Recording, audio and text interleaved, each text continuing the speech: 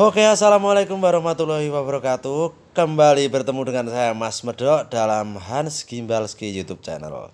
Oke, di sini kita akan mendengarkan atau menyaksikan arahan atau penuturan dari Bapak Dr. Andos Marwoto sebagai ahli porang. Beliau juga Wakil Ketua P3N Pusat atau Petani Penggiat Porang Nusantara Pusat. Timbangannya pendi. Monggo selanjutnya kita saksikan bersama. Kurang lagi kurang dalam. Mantap, gede. Terus Gede. Waduh. Lumayan 5 kilo. Lah kowe porang siji entuk kocok. Iki 5 kilo ini. 6 kilo. Jadi satu pohon itu menghasilkan uang 100.000. Amin. Ya, jadi satu on katak sama 6 kilo. 6 kilo itu 60. Ukuran pinter ya? Katanya dulu berapa jumlahnya? Tanam niki umbi apa kata? Umbi. Pinten kilo? 1 kiloan Pak yang 2 bedeng ini. Oh, 2 bedeng ini 1 Ya, kilo. sama dengan punya saya. Sama dengan Mas Mas. Ya, sama dengan punya saya. 6 kilo, 6,2 punya saya. Timbangannya Dari 1 kilo. Lumayan dulu dilanjut dulu. enggak usah di Atau 5,5 lah. kemarin 14.000. Pinten niku? Oh, 4,5. Nah, 4,5. Berarti bersih 4 itu ya, 4 Kak? ya, 50.000. 4 kilo. 4 kilo. 4 kilonan nggih. Iya. Satu lagi mungkin yang sana itu. Katanya Meneliti porang ini sejak 2001 3 tahun sampai 2003 pada waktu untuk disertasi saya. Jadi gue memperoleh dokter itu pada waktu itu memang saya memang khusus porang. Setelah itu bergerak sampai sekarang ini, artinya sampai 2000 sekarang ini 2021. Dan ini pun kemudian berputar-putar seperti ini setelah 2020, 2019, 2020 ketemu teman-teman P3N. Sebelumnya sendiri Pak Lurah. Jadi sebelumnya itu saya sendiri tur bantu orang bayar orang apa. Ya wes, dinggo ya wes. Enggak usah bayar. 2011 Pak saya itu dipatok ngasih 1 kol ke Pak Wagiran itu. Saat tinggal di sana ini Pak 1 kol saya bantu tulung nggih mangke rencang-rencang pun undangi mriki kula tak cerita enggak ada yang tahu Pak, enggak ada yang tahu. Beliau sendiri dengan tetangga satu Pak itu. Saya sampaikan tentang budaya porang itu. Pak niki porang ini sudah tahun mboten enten sing mboten enak dipangan. Nah, ceritanya gitu ini.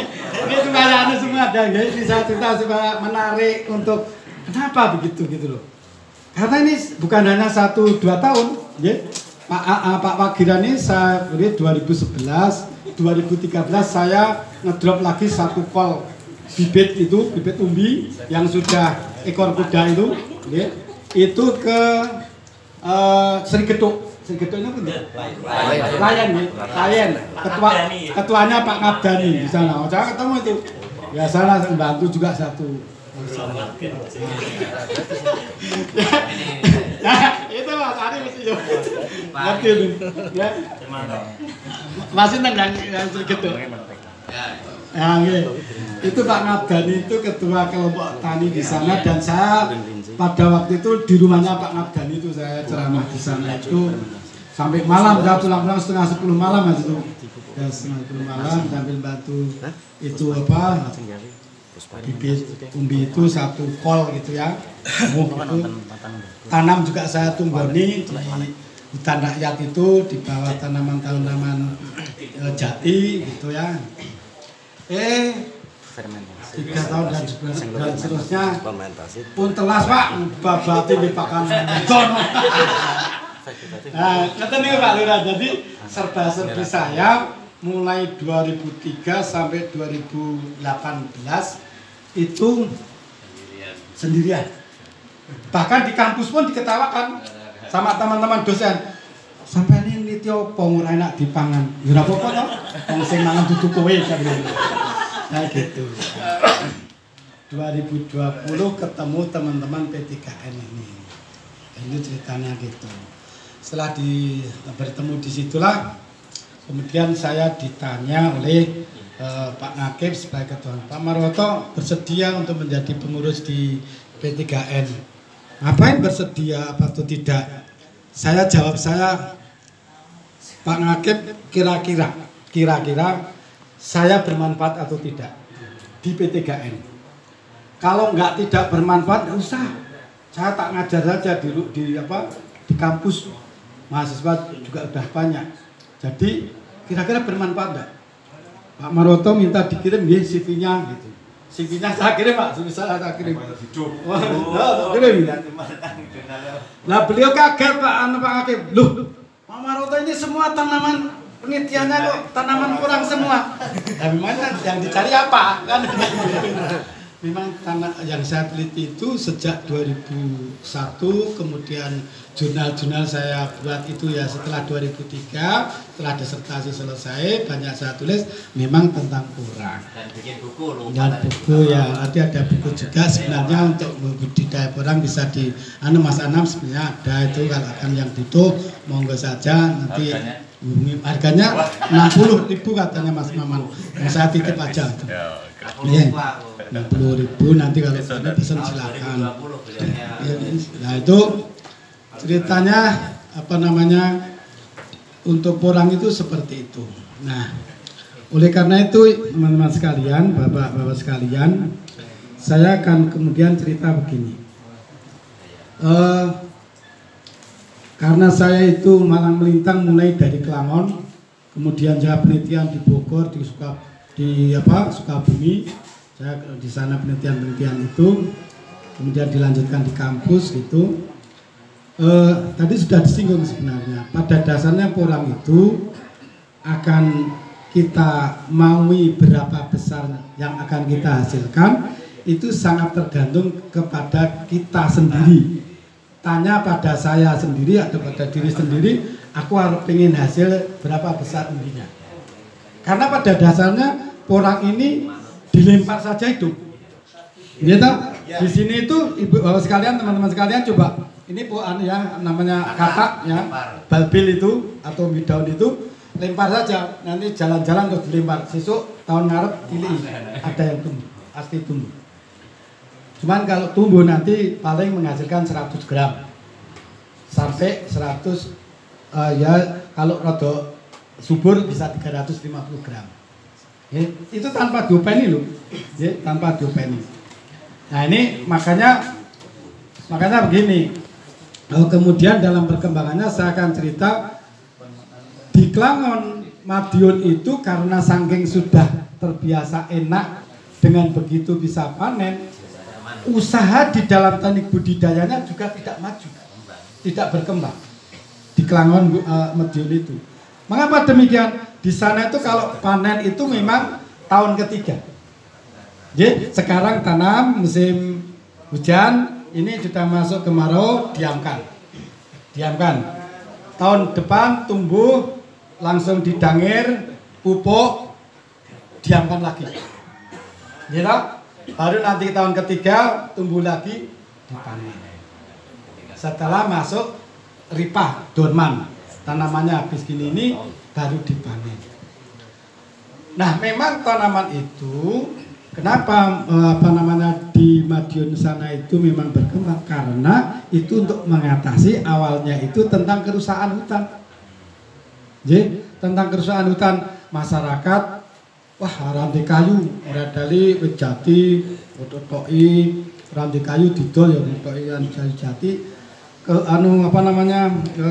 kehutanan, terutama perkebunan rakyat di sana, hutan rakyat itu kemudian wah ini kok tanamannya jati udah rusak ini. Bagaimana mengalihkan itu? Maka porang itulah kemudian menjadi alternatif untuk ditanam. Maka dari itu porang ini pada dasarnya ditanam mestinya di dalam lingkungan naungan. Hasil penelitian yang baik memang naungan itu 50-60%. Artinya kalau misalnya terlalu rimbun ya dipotong ininya.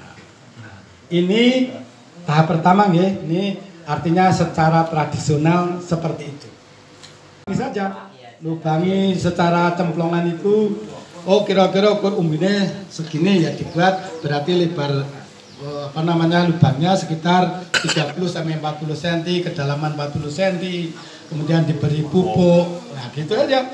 Kemudian nanti setelah tumbuh di pupuk NPK itu waktu di sana di bukan Langgaran, di Klangon sana, Klangon Medion itu gitu. Ya itu begitu. Itu pertama. Jadi itu secara yang sederhana. Ya, yang sederhana. Maka saya kemarin mengunjungi di Semoyo. Semoyo person nggih pundi ya? Kecamatan mana? Kapanewon mana Mas kemarin? Semoyo itu. Gitu Mas, ya di Semoyo saya sampai sana ketemu sama Pak Duku, sama Pak Duku di sana saya melihat, ya ini sekaligus saya sampaikan jangan sampai nanti meden-medeni yang pengen nandur kurang ya. Sampai di sana Pak Duku ngendika gini, wah Pak Maroto niki kula kathah niki pengolahan tanah kula niki telas gangsal luton. Jenengan niki penanam ngoten niki telas gangsal luton dingin apa? Nyewa traktor Pak, nggih nggih pengolahan. Nggih telas gangsal luton. Kalau teman-teman sekalian ini mersani apa yang dilakukan oleh Mas Tito. Ya, Mas Tito itu kedalaman 30-40 itu setelah itu dikasih pertama lapisan sabut. Setelah sabut kemudian arang sekam, dolomit, kemudian kompos pupuk kandang. Itu kedalaman 30-40 cm Pak Lurah, itu kemudian diberi lapisan-lapisan seperti itu. Itu sudah masuk intensif. Bahkan kalau juga akan berkembang, oh aku ya butuh karo hasil yang lainnya, ya silahkan aja ditupang sari dengan apa, tapi harus dipertimbangkan betul menguntungkan atau tidak. Itu harus dipertimbangkan. Itu yang sudah intensif loh.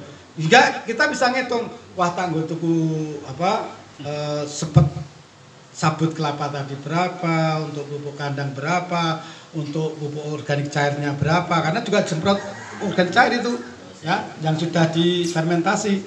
Ya, itu juga kemudian tadi arang sekam. Itu namanya sudah intensif. Oh, iya aku harap panen setidaknya sekali panen 1,5 kilo. Nah, misalnya gitu. Berarti kan perlu ragat. Perlu biaya, kan gitu. Ya, ini yang kemudian meningkat. Nah, sekarang masuk yang kemudian yang super intensif tadi intensif saja seperti itu, masuknya ke super intensif. Super intensif itu sekarang saya katakan perkembangan teknologi dalam budidaya, kemudian orang berpikir begini, Pak, niku orang itu hanya bisa ditanam hanya di pekarangan, di lahan-lahan di bawah tegaan, tegaan jatin, tegaan tegaan tanaman buah, pekarangan di mana-mana saja bisa. Nah, sekarang ini sudah dipertimbangkan bahwa rugi opo untung. Nek saya menanam di lahan beririgasi yang intensif. Irigasinya udah lancar. Nek ditanami padi juga bisa. Ya toh? Nah, nek misalnya gini nih bilang sama teman-teman petani semua itu masih di dalam awal. Oh, Pak Maroto, saya pilih pari ini tolong sasi setengah wis panen loh Pak. Ini pun kula panen niku kena nggupeni keluarga kula kok. Jadi pertanyaan ini sudah secara rasional memang betul. Nah ini saiki Mas lah duitku turah Mas. Nek rata ngono piye? Ya kan gitu. Ini kan orang yang kemudian punya modal. Kayak gitu. Ini lahannya lahan produktif, ditanami padi juga bisa, ditanami cabai juga bisa, tanami melon juga bisa, tapi ditanami orang. Irigasinya lancar. Contohnya ini sinten Kali Soro, tempatnya Pak Idrus orang Sleman. Nah, itu memang saya cek betul. Tapi juga saya beritahu Pak Idris, jenengan ini nanamnya nih tolong diperlebar sedikit jarak tanamnya. Yang kedua, meskipun irigasinya baik, drainasenya harus baik. Tidak hanya irigasinya saja.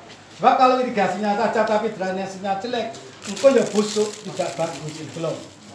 Jadi utamanya adalah irigasi dan drainase harus seimbang. Nggak boleh kemudian irigasinya lancar tapi drainasenya jelek. Nah, nanti akan tanaman juga tidak bagus. Ini sudah dipertimbangkan Pak Maroto. Saya sekali panen 1,5 kilo. Nanti tahun kedua bisa 6 kilo satu tanaman. Saya punya sekian lubang tanam. Tak hitung Pak Marwoto, kalau 1.000 meter modal saya 30 juta. 1.000 meter ya Pak Lurah. 1.000 meter itu saya nyewa tanah dan ubur rapi dan sebagainya, hitungan saya 30 juta biayanya Pak Marwoto. Nah gitu. Nah terus hasilnya berapa? Hasilnya itu 30 juta tadi itu ditutup dari katak. Hasilnya sendiri untungnya 50 juta. 50 juta itu dalam satu musim. 50 juta itu 1.000 meter loh Pak, ini bukan 1 hektar ya. Berarti nek 1 hektar ya kali keping. 500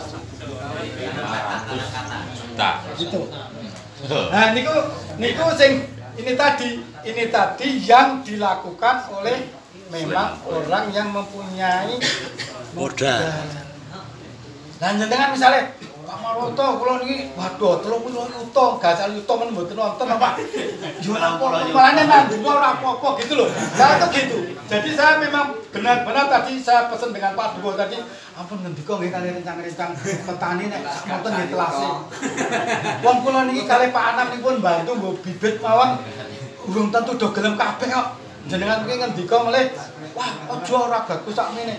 Mungkin ndak do mboten nanem. Saya itu kan berapa tenggiri suka. Iki lho ngeten iki nggih, Bapak-bapak sekalian. Jadi seperti itu, saya sampai seperti itu supaya apa? Memotivasi teman-teman itu di masyarakat sini ya, itu supaya mau menanam orang dan kemudian tidak berpikir aku rande modal. Lah padahal tadi di depan tadi sudah disampaikan. Lah pupuk apa wae iso kok. Awake dhewe pupuk kandang nganggo ternak dari sapi, dari kelinci, dari kambing bisa kita buat. Kotoran daun-daunan rumah tangga kita kumpulkan, diproses jadi pupuk organik. Kemudian nanti tambahi M4 saja untuk mempercepat itu. Ya, kalau pupuk cair misalnya buat sendiri dari POC kelinci bisa. Saya di rumah nyoba misalnya di sekitar kita ini ono buah-buahan pada tiba di blender wae langsung nanti kemudian masukkan kaleng dan kemudian diberi M4 kasih tetes. Nanti sudah jadi POC. Itu maksud saya gitu. Jadi tadi saya sampaikan kita itu menjadi petani mandiri, jangan seperti nanti komoditas lain seperti tebu, seperti padi. Oh Pak, kula niki nek mboten entuk apa subsidi mboten saged tanam. Jangan gitu. Kita kalau bisa dari diri kita sendiri. Maka saya betul-betul senang di Gunung Kidul khususnya karena saya memulai itu pertama dari Petir kemudian ke Meretelu. Ya, ke Petir itu saya di sana membina dengan alumni sudah lebih dulu setahun daripada di Meretelu. Di Meretelu bersama Mas Anam itu sudah banyak teman-teman petani. Ya, sudah 8 bulan. Pada waktu itu sekarang sudah banyak lagi.